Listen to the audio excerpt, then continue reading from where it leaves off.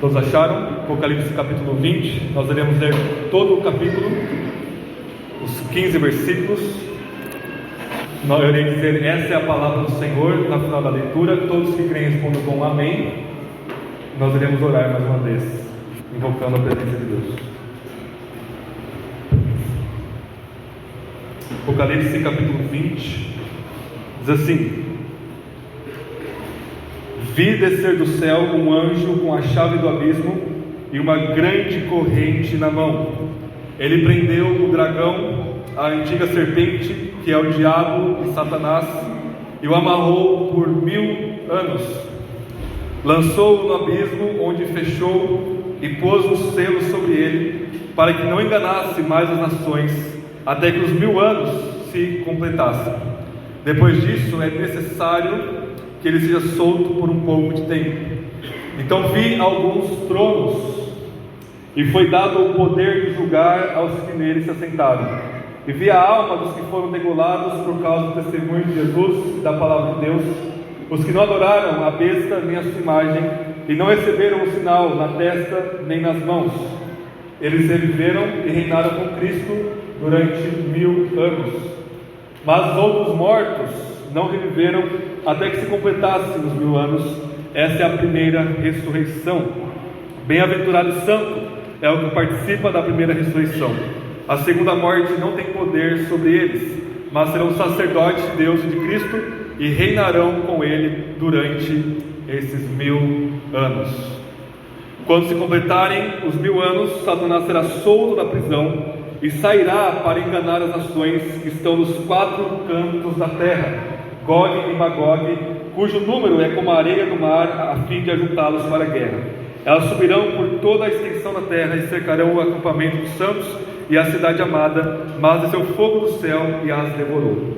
E o diabo que as enganava foi lançado no lago de fogo e enxofre, onde estão a besta e o falso profeta. Eles serão atormentados dia e noite pelos séculos dos séculos. Vi também um grande trono branco, e o que estava sentado sobre ele, e a terra e o céu fugiram de sua presença, e não foi achado lugar para eles. Vi os mortos, grandes e pequenos, em pé diante do trono, e abriram-se alguns livros. Então abriu-se um outro livro, o livro da vida, e os mortos foram julgados pelas coisas que estavam escritas nos livros, segundo as suas obras. O mar entregou os mortos que nele havia, e a morte e o além entregaram também os mortos que neles havia. E eles foram julgados, cada um segundo as suas obras.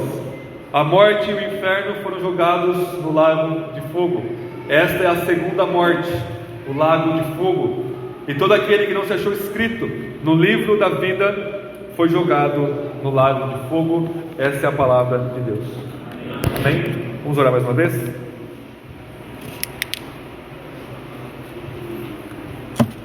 Senhor, nós já te agradecemos, intercedemos uns pelos outros, e neste momento nós clamamos ao Senhor que nos encha com seu espírito de sabedoria, de entendimento, de temor do Senhor, de espírito que nos fortalece e nos coloca diante de Ti como Teu povo, redimido pelo sangue de Cristo, e isso é agradável aos Teus olhos, ó Deus, não por causa de nós, mas por causa de Cristo.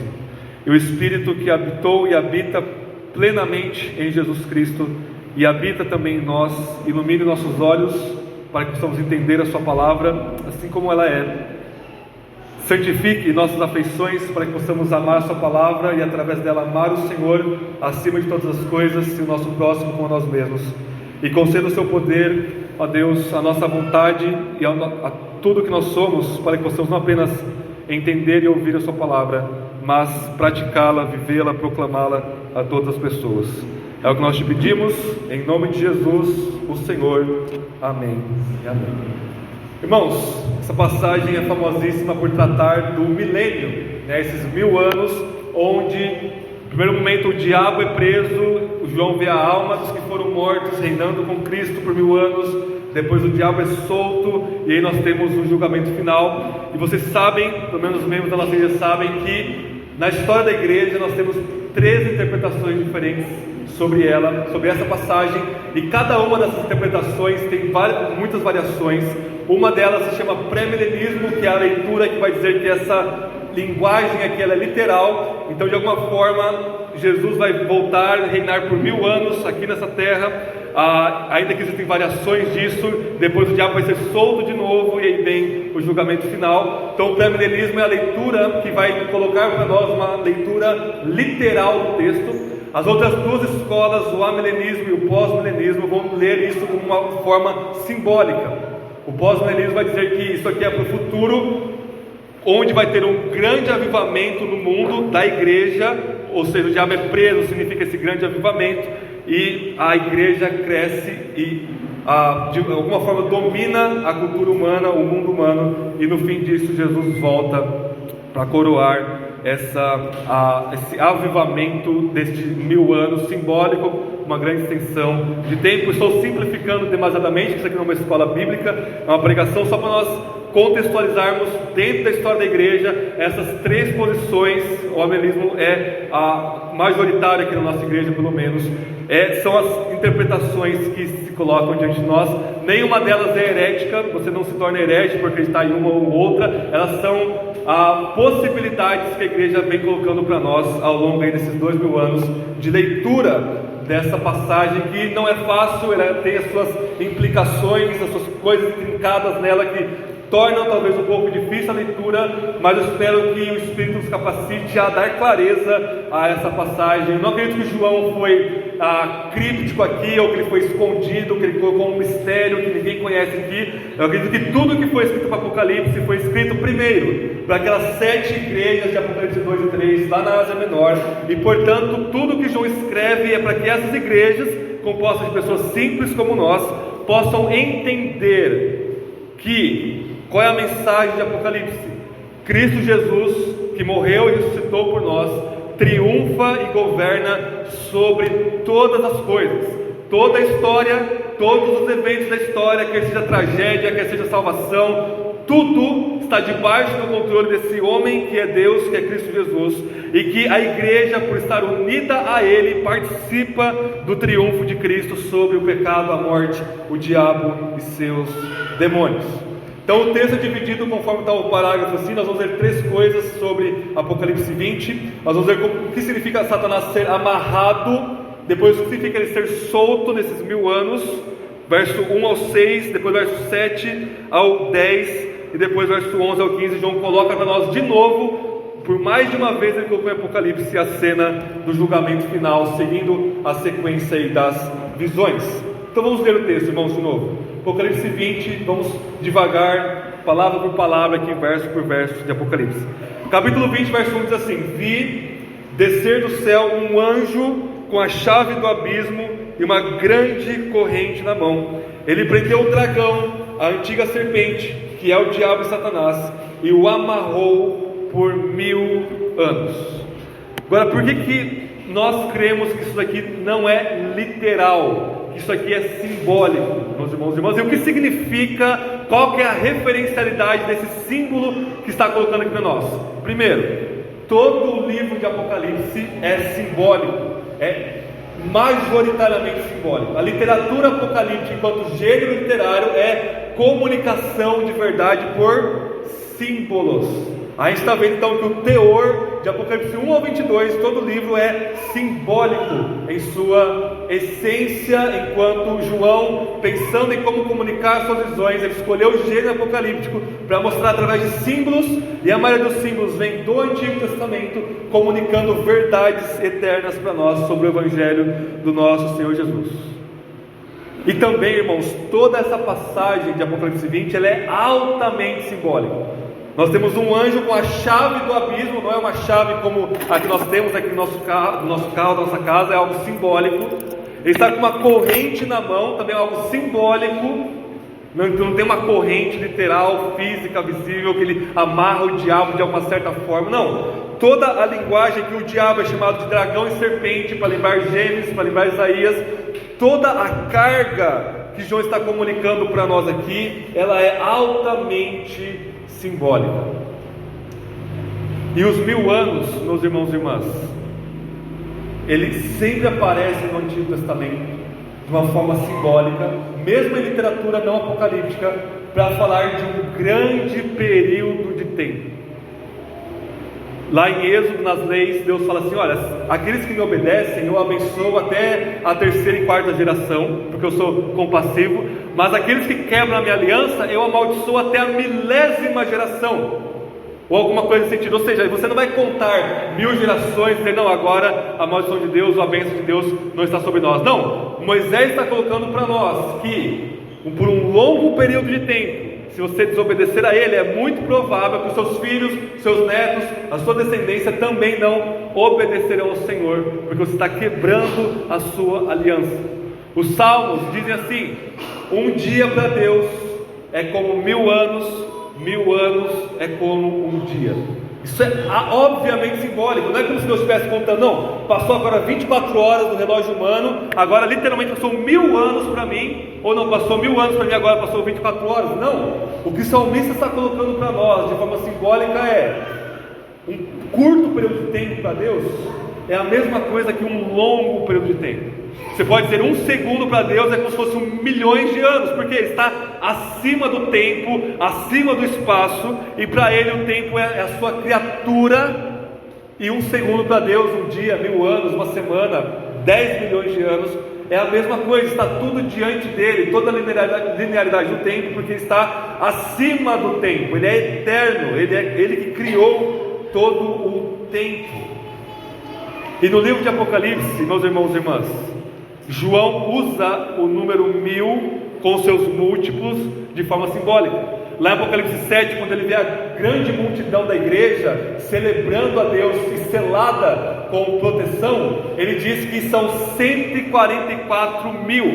O que João fez? Ele multiplicou 12 por 12 para falar da igreja do Antigo Testamento, os patriarcas, os 12 filhos de Jacó, os 12 apóstolos, e multiplica isso por 1000, 144 mil.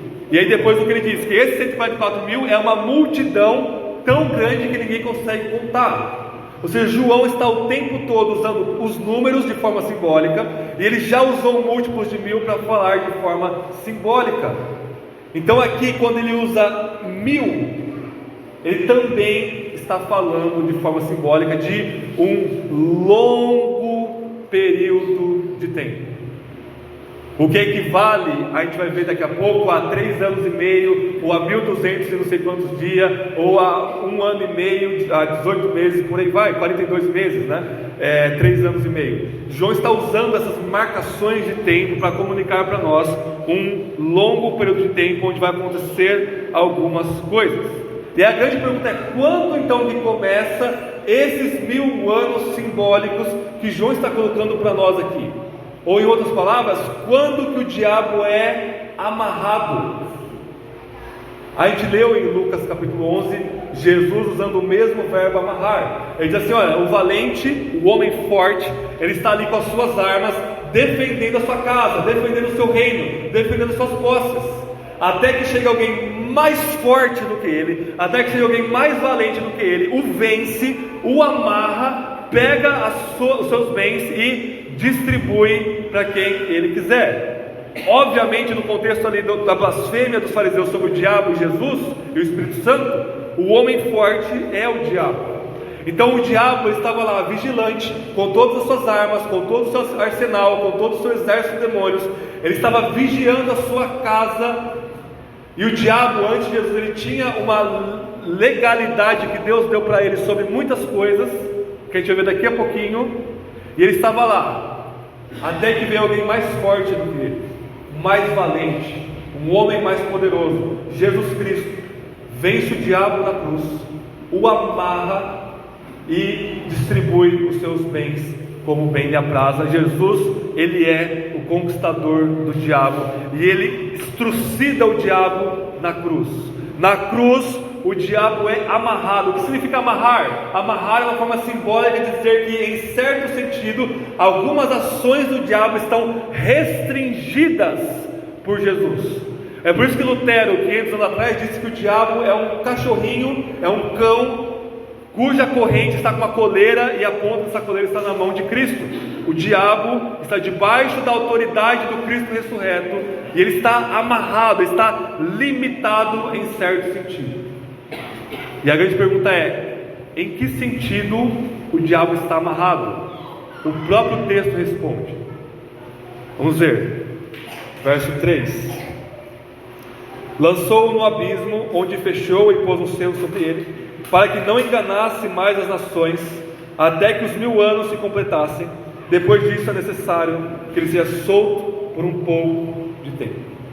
Então, o diabo está limitado no sentido de não enganar mais as nações, como ele fazia no Antigo Testamento. No Antigo Testamento, fora do arraial de Israel, e ainda assim o diabo ele consegue entrar em Israel e enganar eles o tempo todo. O mundo todo jaz no maligno. O mundo todo estava debaixo do engano da serpente, do engano do diabo. Eles estavam cativos pelo diabo e eles amavam ser escravos do diabo. É por isso que Paulo chama o diabo lá em Salmos 44 de o príncipe ou Deus deste mundo, porque as pessoas adoram a ele, estavam escravizadas e cegadas por ele. Agora, esse poder de enganar as nações, ele é restringido. Em que sentido, meus irmãos e irmãs? E aí o verso 7 ao 10 vai colocar para nós que o engano dele se traduz em ele reunir o mundo para destruir a igreja. Esse é o texto interpretando-se a si mesmo. Não é que não há mais nenhum engano, o mundo vai virar todo crente, todo cristão, todo evangélico, especialmente da minha denominação, que algumas vertentes vão dizer, e o diabo não vai enganar mais nações em nenhum nível. Não é isso que João está dizendo. João está dizendo para nós que o diabo ele é amarrado para não enganar mais as nações, para que as nações não destruam a igreja. Então nós temos um duplo sentido aqui que é o mesmo. Primeiro, o diabo não pode mais impedir o avanço do evangelho. O diabo não pode mais cativar todas as nações. Por quê? Cristo vence, Cristo é todo poderoso, e ele outorga o seu poder pelo seu Espírito à igreja, e a igreja marcha em missão de evangelizar todas as nações, e o diabo não pode conosco. O diabo não pode dizer: não, você não vai chegar aqui nesse país tal, por mais fechado que seja, por mais totalitário que seja, e dizer: não vai pregar o evangelho aqui. Não, o Espírito habita em nós e nos capacita a pregar o evangelho, e o diabo não pode impedir o avanço do evangelho neste mundo, e portanto ele não pode juntar todo o mundo para destruir a igreja. Ele não pode destruir a igreja nesses 1000 anos. Jesus disse lá em Mateus 16: as portas do inferno não prevalecerão contra a minha igreja. Isso quer dizer que da primeira até a segunda vinda de Cristo não vai haver um segundo neste mundo que não vai haver uma igreja genuína, poderosa, pregando o evangelho em sua fraqueza, em seu testemunho. A igreja marcha triunfantemente e o diabo está amarrado nesse sentido. Irmãos, eu não creio e eu nunca vi uma passagem da Bíblia que fale uma coisa que não exista em outras passagens da Bíblia. Eu nunca vi isso. A gente ensina que a Bíblia é uma unidade, que ela vai ensinar as mesmas coisas de várias formas diferentes. Esse é um princípio muito básico de leitura bíblica. Isso que nós temos aqui em Apocalipse 20 é 1000 anos literais. Essa é a única passagem da Bíblia toda que vai ensinar isso. Então, vamos pensar um pouco. Moisés e todo o Antigo Testamento, todos os profetas que profetizavam sobre o fim, que profetizavam sobre o julgamento final, não falaram uma palavra sobre 1000 anos literais.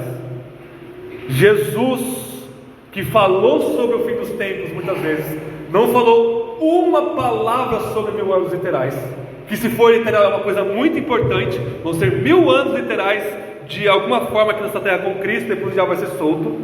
E nenhum dos apóstolos, Paulo, Pedro, Mateus, Marcos, Lucas, João no seu evangelho não fala, João nas cartas não fala, Tiago não fala, Judas não fala na sua carta, o autor aos Hebreus não fala, ninguém fala nada desses 1000 anos.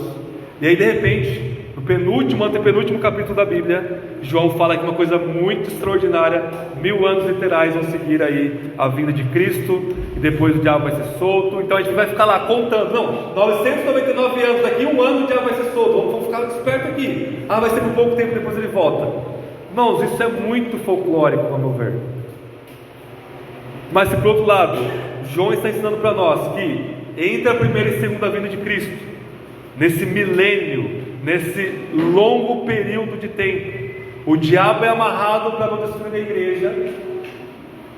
a igreja avança de forma muito com sucesso na proclamação do Evangelho. Nós temos isso em todo lugar da Bíblia, sendo ensinado de novo e de novo. E não somente isso, no próprio livro de Apocalipse, João já falou isso para nós. João, o que a gente está vendo em Apocalipse? João está se repetindo o tempo todo. O próprio João, se a gente pegar só Apocalipse, não diz nenhum versículo o que ele não vai repetir várias vezes depois. Por isso que ele fala de 7 taças, 7 selos, 7 trombetas. É a mesma coisa, ele se repetindo para firmar a sua verdade no nosso coração e na nossa mente. O que ele disse em Apocalipse 11, que nós já vimos alguns meses atrás, e Apocalipse 12? Apocalipse 11, ele viu 2 testemunhas que por um período de tempo, por 3 anos e meio, profetizam com grande poder, e nada pode parar o testemunho delas, dessas 2 testemunhas. Fogo sai da boca deles, eles podem fechar o céu, de não fazer chover, com base lá no ministério de Elias no Antigo Testamento, com base em Moisés no Antigo Testamento. O que significa isso que nós vimos? É uma forma simbólica de dizer da igreja enquanto organismo evangelizador, enquanto organismo missionário. Porque quando a igreja se reunia de 2 em 2 nos evangelhos, era para proclamar o reino de Deus, o evangelho do nosso Senhor Jesus Cristo.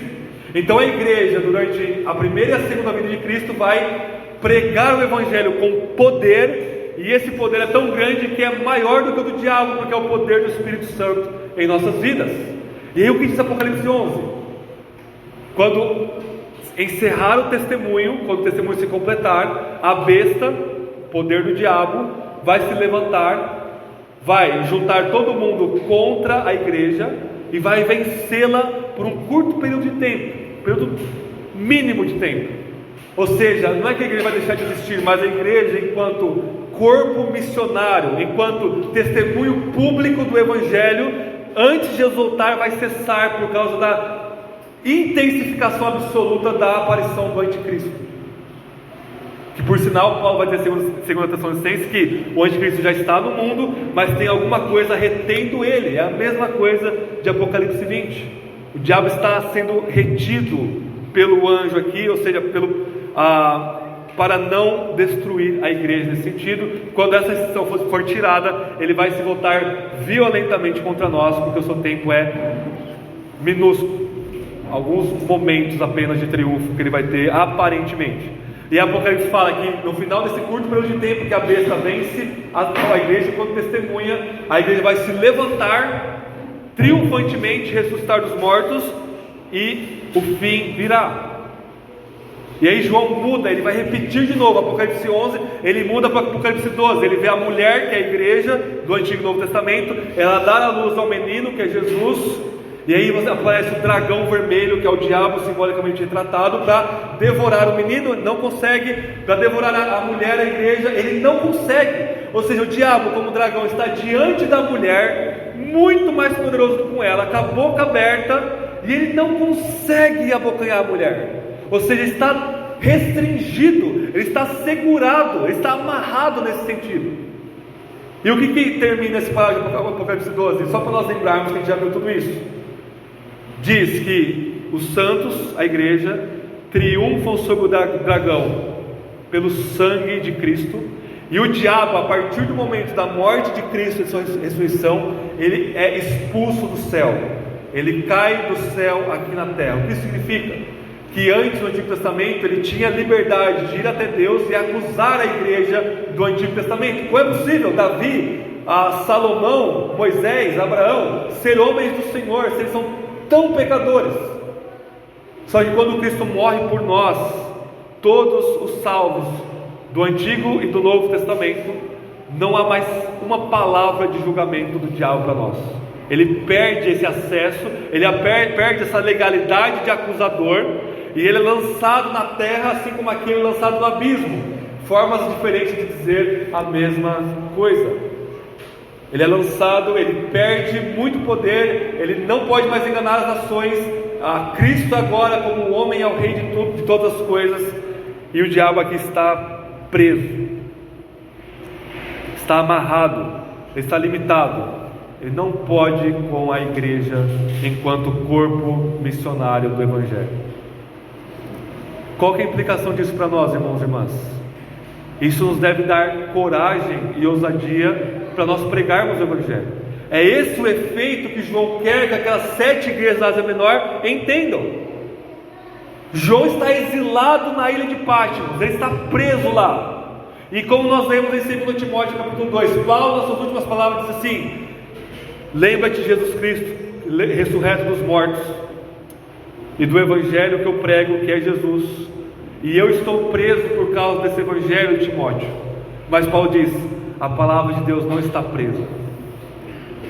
Mesmo Paulo preso em Roma, mesmo o apóstolo João preso em Patmos, a palavra de Deus não pode ser presa, porque é o diabo quem está preso, é ele que está amarrado, vencido na cruz, e portanto nós podemos marchar com confiança em Deus, no poder do Espírito, e pregar o Evangelho a todas as pessoas.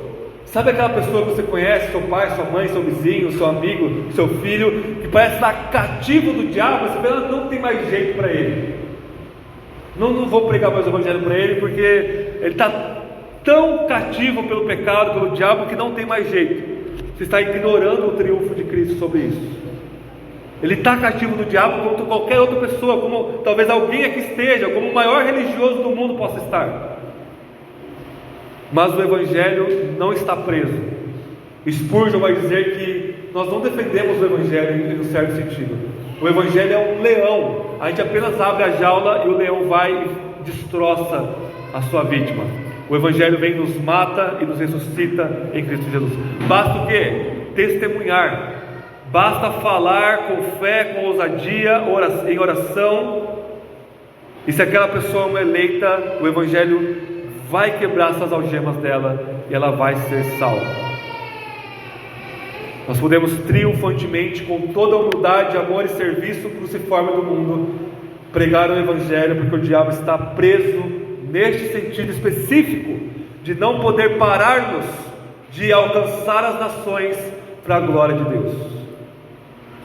Verso 4 muda um pouco a localidade da visão. Ele vai dizer o seguinte, verso 4: então vi alguns tronos, e foi dado o poder de julgar aos que neles se assentaram, e vi a alma dos que foram degolados por causa do testemunho de Jesus e da palavra de Deus. Os que não adoraram a besta nem a sua imagem, não receberam sinal na testa nem nas mãos, eles reviveram e reinaram com Cristo durante 1000 anos. Mas outros mortos não reviveram até que se completassem os 1000 anos. Esta é a primeira ressurreição. Bem-aventurado e santo é o que participa da primeira ressurreição.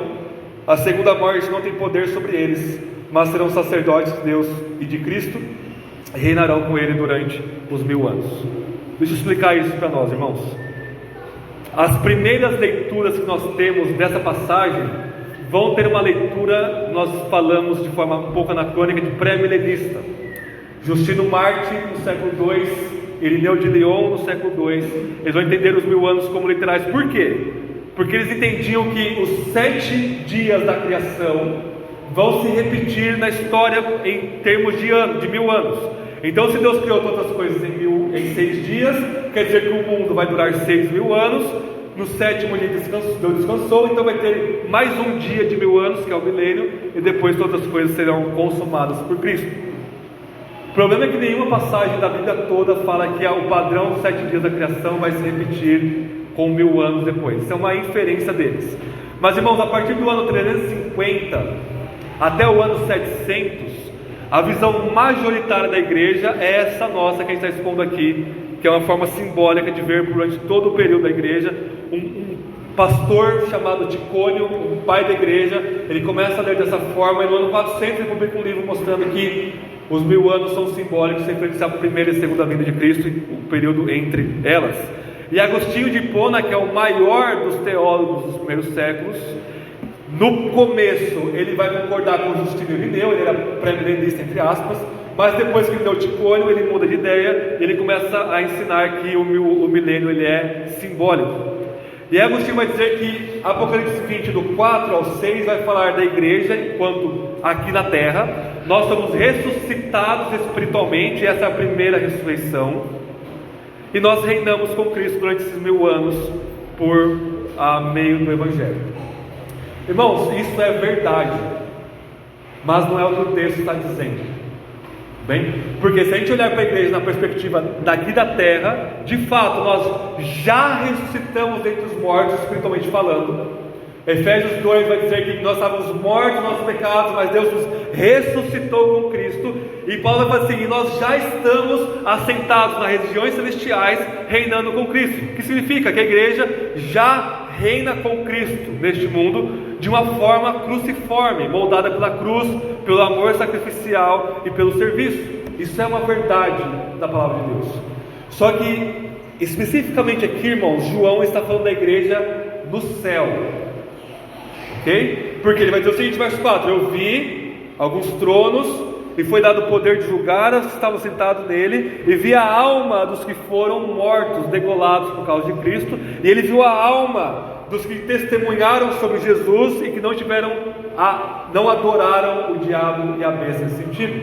Então João, ok, o diabo está preso, ele olha para a igreja triunfante no céu e ele vê ela viva e triunfante, reinando também com Cristo em tronos, participando do reinado de Cristo, participando da vida de Cristo, participando da realidade celestial onde Cristo está à destra de Deus.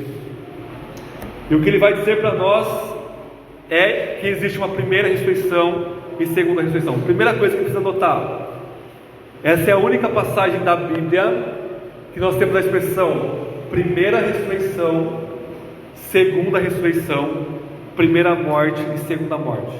É a única. Então João está qualificando para nós aqui, para nós olharmos para as coisas de um determinado ângulo. E que ângulo é esse? Ok, nós já ressuscitamos espiritualmente os mortos, mas o ponto de João é a igreja que morre por causa do Evangelho, ou nós que morremos por não adorarmos a besta. O que vem? João vai dizer assim: olha, depois da primeira morte, se você morre em Cristo, você está vivo com Ele. A palavra ressurreição no grego é viver, estar vivo. Então a primeira vida nossa após a morte é esse estado intermediário, ou seja, o crente fecha o olho aqui e já abre imediatamente no céu com Cristo e reina com Ele durante esse longo período de testemunho da igreja aqui na terra, entre a primeira e segunda vinda. Essa é o primeiro voltar à vida depois da primeira morte. E ele vai dizer: olha, se você está vivo, se você tem essa primeira vida depois da morte, você não vai padecer a segunda morte. E a segunda morte, ele vai dizer que é o lago de fogo, é a condenação eterna. É isso que João está colocando para nós aqui. Ou seja, se você está aqui neste mundo,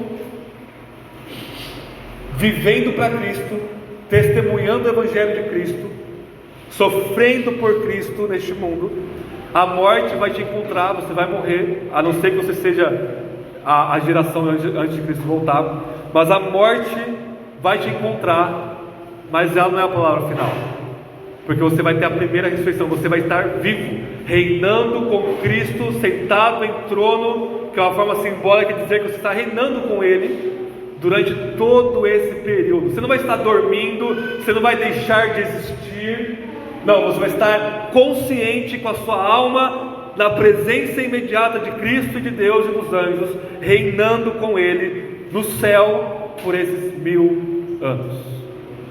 E se você está lá, você pode descansar, não há mais julgamento, condenação, você só vai esperar a segunda ressurreição, que é a ressurreição do seu corpo. Este corpo que Deus te deu, que é criado bom, que não é inerentemente mal, como diz a mentalidade grega e pagã, que é bom, este corpo vai levantar dos mortos.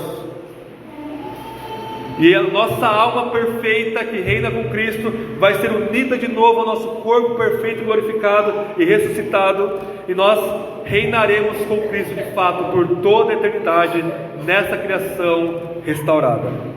Isso nos dá esperança, isso nos dá alegria. Verso 6: bem-aventurado e santo é o que participa da primeira ressurreição.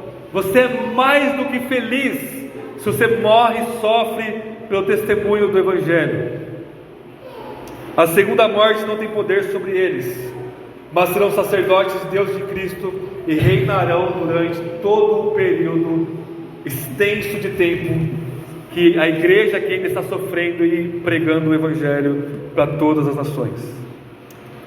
Segundo lugar, versos 7 ao 10. O diabo é solto por um curto período de tempo, antes da volta eminente e única e visível de Cristo. Deus vai conceder ao diabo um curto período de poder e de tempo. Ele vai juntar todas as nações, igualzinho Apocalipse 11, mesmíssima coisa, e vai lutar contra nós. Quando ele diz aqui que ele vai, verso 9, sitiar o acampamento dos santos e a cidade amada, não é Jerusalém geográfica, é a igreja cercada pelo mundo, destruída em seu testemunho pelo diabo, impedida de todas as formas de abrir a sua boca em público para pregar o Evangelho. Ela é cercada, mas olha como é rápido o verso 9. Elas subiram por toda a extensão da terra, cercaram o acampamento dos santos e a cidade amada, mas desceu fogo do céu e as devorou. Quanto que é isso? 1 hora, 1 dia, 1 ano, décadas, não importa. É um sopro de tempo. Verso 10: o diabo que as enganava, foi lançado no lago de fogo e enxofre, onde estão a besta e o falso profeta. Eles serão atormentados dia e noite. O diabo não vai ser redimido, o diabo não vai ser aniquilado, o diabo vai ser atormentado dia e noite pelo Cordeiro de Deus, pelo nosso Senhor Jesus, pelos séculos dos séculos. A sequência então é: a igreja testemunha, o diabo aparentemente vence ela por um período de tempo, Cristo volta. Quando Jesus volta, irmãos, não vai ter 1000 anos, não vai ter 7 anos disso, 7 anos daquilo, tribulação, arrebatamento secreto, não. A Bíblia é clara em dizer em todo o tempo que quando Jesus voltar, vai ser um evento único, definitivo. Vai acontecer o julgamento final, a ressurreição dos mortos, a condenação dos ímpios com o diabo e seus demônios, a restauração deste mundo, novos céus, nova terra, e nós reinaremos com Cristo. É um ato único, definitivo, consumador. Ele vem, como a gente viu na semana passada em Apocalipse 19, ele vem para vencer e para triunfar sobre todas as coisas, para consumar a vitória que ele já começou na cruz. E aí João encerra esse ciclo aqui de 3 visões, verso 11 ao 15, sobre o julgamento final. Ele vê todos os mortos, justos e injustos. João, ele pode ter visto o seu rosto, o meu rosto. Ele vê essa grande multidão de mortos ressuscitados agora, independente se é grande, se é pequeno, se é livre, se é escravo. Os livros foram abertos, ou seja, tudo o que cada pessoa faz, fala, pensa, é registrado por Deus. Óbvio, o livro é uma forma simbólica de dizer que Deus é onisciente, de que Deus não se esquece, de que para Deus toda a informação da história é como um nada. Isso significa onisciência. E então tem um outro livro, o livro da vida. Então esses dois tipos de livro: os mortos ressuscitados. Só uma palavrinha aqui, a gente viu isso na catequese. Isso é básico, isso é coisa de catequese infantil, muito básico para nós. Eu expliquei isso na catequese ontem. Quando você morre, você abre o olho na eternidade. Se você morre com Cristo, céu. Só que só a sua alma está no céu. Morre sem Cristo, inferno. só que só a sua alma está no inferno. Ou seja, é uma punição e um galardão ainda, de alguma forma, incompleto. Quando Jesus voltar, todo mundo vai ressuscitar dos mortos. É isso que ele diz aqui na primeira parte, onde ele diz que os outros mortos não ressuscitarão, porque estão no inferno, sendo punidos já, como diz a parábola de Lucas 16, do rico e do Lázaro. Então, os corpos são ressuscitados, transformados. O nosso corpo, para suportar, entre aspas, vivermos eternamente na presença imediata de Cristo e não nos deteriorarmos, e o corpo dos ímpios ressuscitado em sua monstruosidade, sem nenhuma graça de Deus, sem nenhuma beleza, sem nenhuma verdade, sem nenhuma bondade que Deus preserva pela sua graça comum ainda. Um corpo preparado para uma eternidade de tormento no lago de fogo. É aí sim, corpo e alma punidos no inferno, corpo e alma se deleitando com Cristo na nova criação. É isso que nós temos aqui. Todos diante do julgamento de Deus. A igreja que já passou pelo julgamento, já foi declarada justa, já participa da primeira ressurreição, a segunda morte não está sobre ela, não há mais uma condenação. Romanos 8 vai dizer para nós que estamos em Cristo. A gente não vai dizer, não, será que Deus vai me julgar? Será que eu vou para o inferno? Será que... E agora? Agora o livro das minhas ações serão desvendados para todo mundo ver. João está dizendo, se você já está com Cristo no céu, quando o seu corpo ressuscitar na volta de Cristo, você vai estar lá diante do trono branco, apenas para receber o seu galardão do que você fez neste corpo, pela graça de Deus, em prol do Evangelho do nosso Senhor Jesus. Não há condenação. Por outro lado, se a sua alma estava no inferno durante esses 1000 anos simbólicos aqui, seu corpo é ressuscitado em uma monstruosidade inédita, não há possibilidade de você ser salvo. Deus não vai olhar para você, você fez uma coisa boa aqui, uma coisa boa ali, deixa eu pensar se você vai para o céu ou não. Aí você, não, por favor, deixa para o céu. Não existe isso, irmão. Você sabe que não há nenhuma palavra sua contra a palavra de Deus. Você sabe que Deus é justo em julgar você por todos os seus pecados e maldades e iniquidades, por todas as vezes que você ouviu a palavra de Deus e disse não, por viver batizado e mergulhado em iniquidade. Você sabe que você vai para o inferno. Você apenas está esperando a sentença e de fato você ser jogado lá. Apocalipse 20, verso 14, para nós encerrarmos. A morte e o inferno foram jogados no lago de fogo. Esta é a segunda morte, o lago de fogo. E todo aquele que não se achou escrito no livro da vida foi jogado no lago de fogo. O que João quer causar naquelas 7 igrejas, e que o Espírito quer causar em todas as igrejas da história e em nós aqui especificamente, é esse temor diante de Deus e ao mesmo tempo uma alegria de participarmos da missão de Deus, de alcançarmos os perdidos em todos os cantos da terra, testemunharmos, não temermos o diabo, dizer, não, será que eu testemunho, será que eu prego? Eu não prego.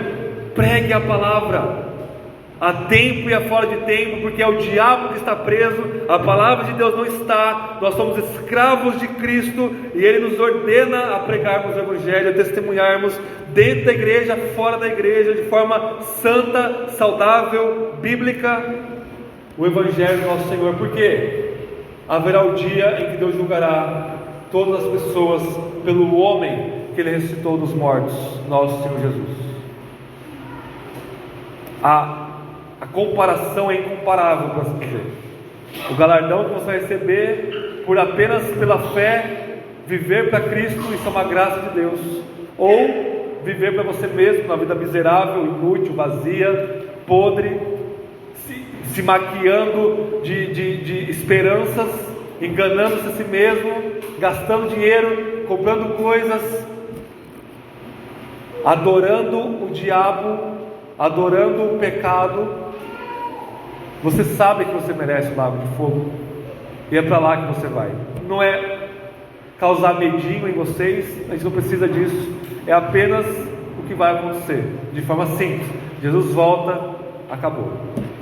Acabou para você, que será lançado no lago de fogo e será atormentado dia e noite pelo Cordeiro de Deus, que você está neste momento rejeitando, ou para nós que vivemos para Ele e morremos por Ele, é apenas o começo de uma eternidade da segunda ressurreição.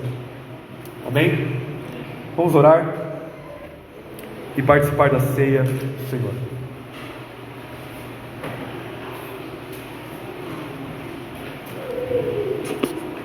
Senhor, a Tua palavra é simples e é clara, porque ela nos mostra o caminho de salvação que há em Cristo Jesus, pela fé no Seu nome, em quem Ele é e o que Ele fez por nós.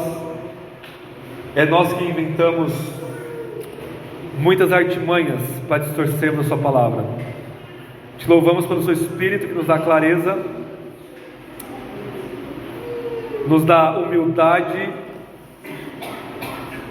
de reconhecermos que nós não somos o topo da cereja das igrejas, pelo contrário, nós somos a mais fraca, e é por isso que em nossa fraqueza nós nos voltamos desesperadamente para a Sua palavra, como nossa única autoridade final de fé e prática. Que o Senhor empodere a Sua igreja, para podermos pregar o Teu Evangelho, enquanto aquele cão ainda está algemado.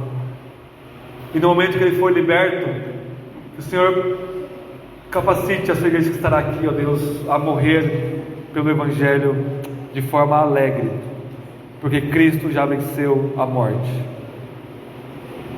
E o que nós faremos agora, no banquete da ceia, é apenas um vislumbre, uma antecipação daquele grande banquete festivo que será o novo céu e nova terra, nas bodas do nosso casamento com o Teu Filho, ó Pai, pelo Seu Espírito. O Espírito e a noiva dizem: vem, Senhor Jesus. Estamos alegremente aguardando a Sua vinda. Em Teu nome nós oramos. Amém.